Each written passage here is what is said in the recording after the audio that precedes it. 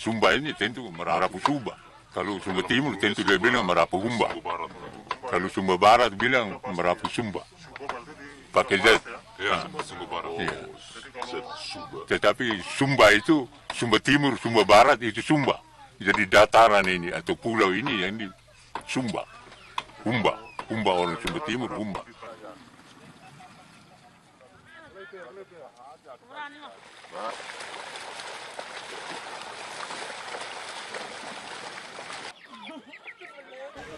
Pada umumnya, semua rumah adat yang ada di Kampung Tarung merupakan rumah utama dari setiap suku. Rumah tradisional Sumba terdiri dari 3 bagian. Lantai paling dasar merupakan kandang ternak. Yang dinamakan Kali Kebunga. Tempat hewan. Tempat ikan hewan, kalau ada kuda. Tempat di situ kalau ada babi, di situ. Tingkat kedua, yaitu ruangan tengah, tempatnya manusia. Dan tempat manusia itu ada terpisah juga. Bahagian wanita dan bahagian laki-laki. Bahagian wanita namanya Kerpedalu, bahagian laki-laki namanya Baltonga. Itu tempat bahan makanan dan tempat menyimpan benda-benda cagar budaya. Tempat ketiga, tempat menyimpan makanan sebagai gudang dan tempat benda-benda cagar budaya. Barang-barang sakral. Seperti tadi yang kita lihat, bola nukusara namanya, yang dianyam dari rotan, disemayamkan di atas. Dan kalau ada lumbung padi, ditempatkan di loteng. Namanya loteng tempat ketiga. Ketika menjejakkan kaki di perkampungan tua di Pulau Sumba, Nusa Tenggara Timur, sesaat bayangan kehidupan modern seolah lenyap. Kenyataan di depan mata menunjukkan sisa kehidupan dari masa prasejarah.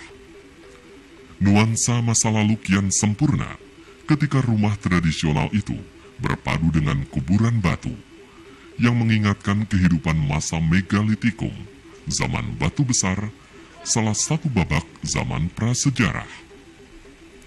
Tak salah lagi, Sumba merupakan surga bagi peneliti megalit batu besar seperti tiang atau tugu yang ditegakkan di tanah sebagai tanda peringatan dan lambang arwah nenek moyang.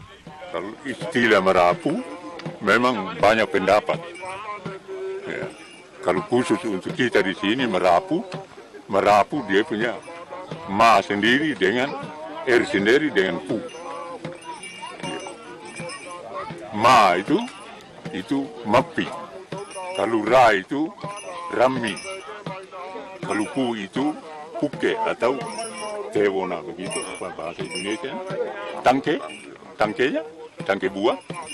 Mapi itu berarti yang dibikin sampai dia harmonis.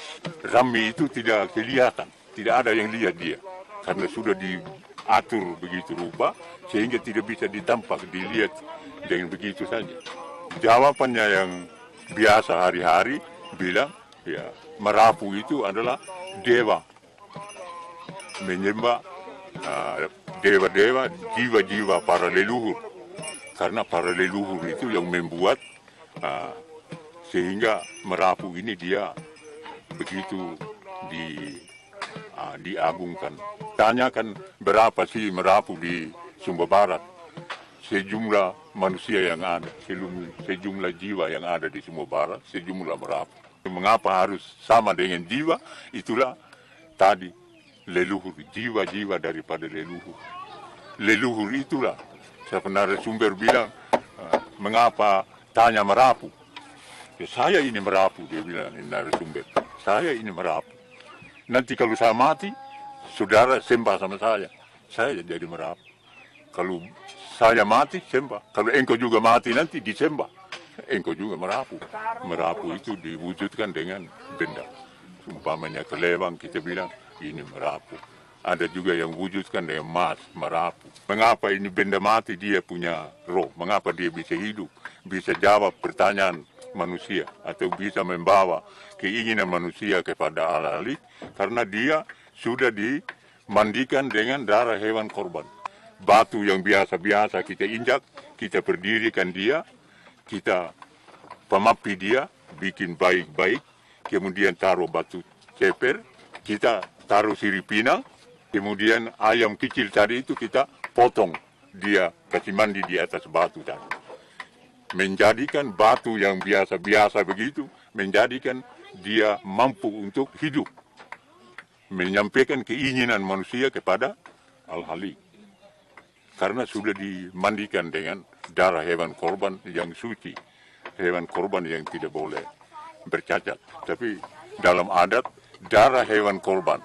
Wabi tagumate, kau kita kusieda, ya, memampukan perdamaian dua relasi yang bersengketa. Damai yang baik. Tapi kalau tidak dikorbankan dengan darah hewan, dia damai itu tidak sah. Kampung ini berisi 37 rumah adat khas Sumba yang berada di atas bukit. Tersembul menara-menara dengan bahan alang-alang dari atap rumah-rumah tradisional kampung adat. Ada daerah-daerah yang dianggap sakral atau pamali oleh warga, oleh kepercayaan mereka yang diturunkan oleh nenek moyang.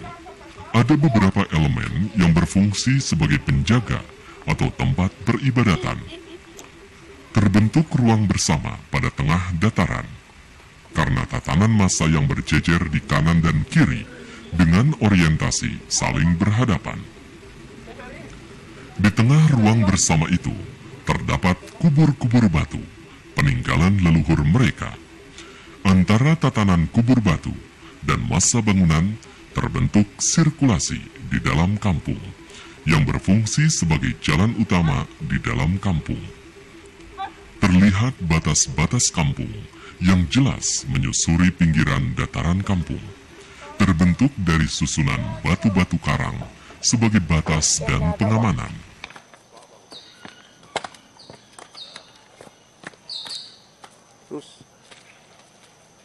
Jalan belakang ini terbentuk dari ruang antara batas kampung terluar. Jalan ini berfungsi sebagai jalan ternak. Dataran linear ini berkontur dan memuncak pada bagian tengahnya, tepat berpotongan dengan puncak kontur pada sisi-sisinya, sehingga terbentuk suatu ruang yang memusat di tengah-tengahnya, sentris. Sehingga pada bagian tengah ini terdapat sebuah ruang yang berbentuk melingkar dan dikelilingi massa dan kubur batu, berfungsi sebagai tempat upacara podu pada bulan November, bulan berkah dan tahun baru bagi kepercayaan Marapu.